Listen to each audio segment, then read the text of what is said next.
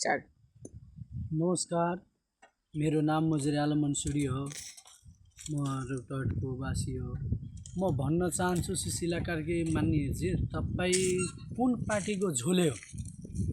कसले तपाईँलाई यति बोल्न शब्द हिन्दू मुस्लिममा कुरा गर्नको लागि तपाईँ यति प्रयास गरेर भन्न सक्नुभयो?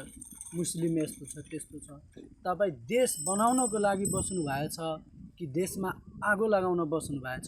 कुन पार्टीले भनेको छ कि आगो लगाऊ? तपाईँ देश बचाउनको लागि आउनु भएछ कि देशमा आगै लगाउनु भएन? त्यस्तो चाह्यो भने तपाईँको सरकारमा बिन्ती गर्छु, तपाईँको सरकार चाहँदैन। हाम्रो जस्तै छ जस्तै राम्रो हुन्छ। तपाईँ त्यति जब भन्यो भने जेनजीको हतिया त्यत्रो भयो, त्यति खोइ कारबाही गरेको? हिन्दू मुस्लिममा भन्न मात्र आउने कुरा, जसले हत्या गरे हत्यारालाई समात्नु हुँदैन त्यस्तो भनेर हुन्छ? जताभावी त्यस्तो नगर्नुहोस्, त्यो राम्रो हुँदैन। जस्तो छ हाम्रो देशमा आगै लगाउने नखोज्नुहोस्, पार्टीको कुरा नगर्नु, नेताको जाति हिन्दू मुस्लिमवादी नगर्नु।